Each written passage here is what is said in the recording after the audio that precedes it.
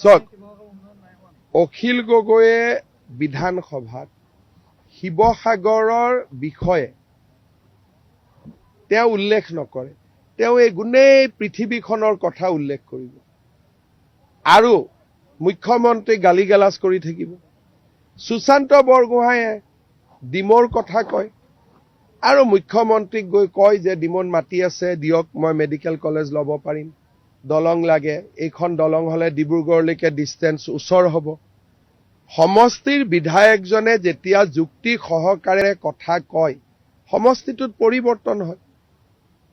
আৰু অখিল গগৈৰ কথা, তেওঁ শিৱসাগৰ MLA, ধুবুৰী, গোৱালপাৰা সকলোৰে দায়িত্ব তেওঁ মূৰৰ ওপৰত। চব প্ৰাৰ্থী আমি দিম, কিন্তু শিৱসাগৰত কি পৰিৱেশ আছে কি নাই, বহুত দিন মই শিৱসাগৰ যোৱা নাই, 2 দিনতে যাম, তেতিয়া গম পাম।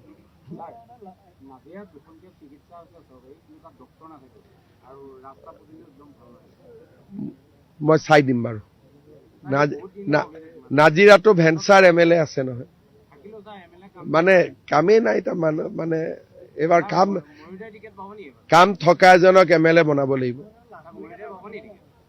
মই নাজিৰাত গলে কম।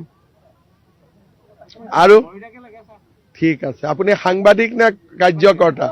বাপৰে, সাংবাদিকেও যেতিয়া বিচাৰিছে তেতিয়াহ'লেতো এতিয়া কনচিডাৰ কৰিব লাগিব। সাংবাদিকে যেতিয়া বিচাৰে, কোনখন কি কথা হৈ যাব, ৱৰ্ল্ড বেংকৰ লিষ্টত আছে।